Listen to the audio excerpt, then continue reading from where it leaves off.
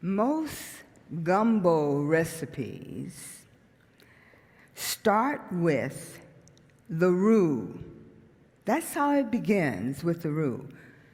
And this is very important because it is the foundation of the entire dish. Roux is the flour that is browned, either with animal fats or oil or butter to have the flavor, to have the fullness of the gumbo. And this is in every dish. Just like roux in gumbo, Madeira and Pops are my foundation. Just thinking about my parents, I can hear my mother's laugh. I can see her smile.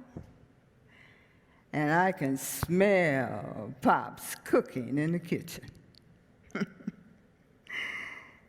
In the 50s, we lived in the projects, wore secondhand clothes, hand-me-downs, except for the times when Grandpa Buster and Granny Harden bought new clothes and sent them north to Milwaukee, Wisconsin from Kansas City, Missouri, in brown cardboard boxes tied with yards and yards of twine and tape.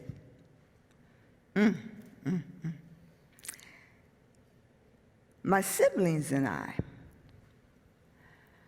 we were taught to share with one another, as well as share with those who had less than us. Now, I didn't understand that. I did not understand that. You see, my Pops, he worked 3 side jobs, along with working at International Harvester, which laid him off often. Yet my parents would share a half a loaf of bread when we only had one. They fed 7 children, but always had room for one more when that one more showed up at our door. Now, we kids, we tried very hard to get rid of the person before the table was set. We knew that they only showed up at mealtime. We thought our parents didn't know this, but they knew. They knew that he or she had less than we did. We kids didn't get less to eat. Madeira and Pops got less. There in the projects, unlike our friends, well, we could have company in our house. Oh, yes. Now, the Quezaire house was the house to be at in the neighborhood.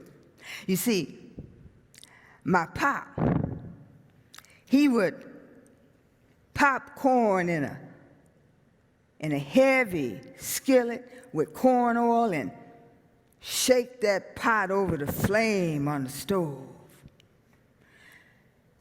And he also made chili. Not New England chili, but Creole chili. Andouille sausage, chunks of chicken, onion, celery, garlic, green bell pepper, tomatoes, and plenty of spices. Oh, yeah. And Mama, My dear, she made the champagne. Now, you know what that is? If you know what it is, shout it out. Kool-Aid. She made Kool-Aid, not in a pitcher full, but in a 10-gallon crock pot. Oh, yeah. Now, sometimes we would play cards, bid whiz, pity pat, tunk, spades, or we would play board games like Chinese checkers, Parcheesi, Monopoly. Now, Monopoly, we made up our own rules. Sometimes we would start it on a Friday and got finished on Saturday. Or we turn on the hi-fi, and we would dance to the sounds of Ray Charles, John Lee Hooker, Bo Diddley, Fats Domino, and my man, Little Richard. Oh, my parents. I remember my sister and I sitting on my dear's bed with our legs crossed and our hands in our laps. And my dear told us stories of how she grew up. She told stories of unfulfilled dreams. And she told us how to act like a lady, with our heads held high, our backs straight, and our stomachs sucked in. Mama taught us how to keep our mind and our body clean, and how to keep the boys away from our clean, precious bodies. Pops, a man of few words, avid reader, word collector. Oh, he loved puzzles. Integrity, his trademark. When I was 10 years old, Pops made out a list for me to go to the grocery store. And he told me how much money I would have after I bought the groceries. So I went to the store, I bought the groceries, and I returned home with the same amount of money as when I left. I knew the clerk miscounted, but I said nothing.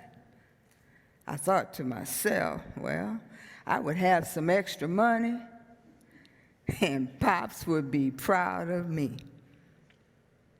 Wrong, wrong, wrong. My Pops marched me back to that store, made me apologize to the clerk, return the money, and I had privileges taken away. Taken away. 60s. Now, I know some of you know about the 60s. You have some stories about the 60s. Well, for me, it was my prom dress. Mud Dear's creative genius went to work, and she made me this beautiful dress. Not with a Vogue pattern, or butterick, or simplicity. With her eyes and the knowledge in her head, she made me this beautiful prom dress. I still have it. I can't get in it, but I still have it.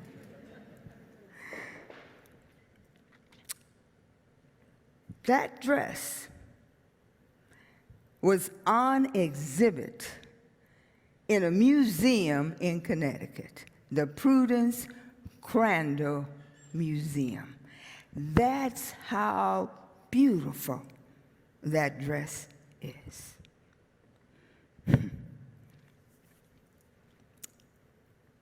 When I think about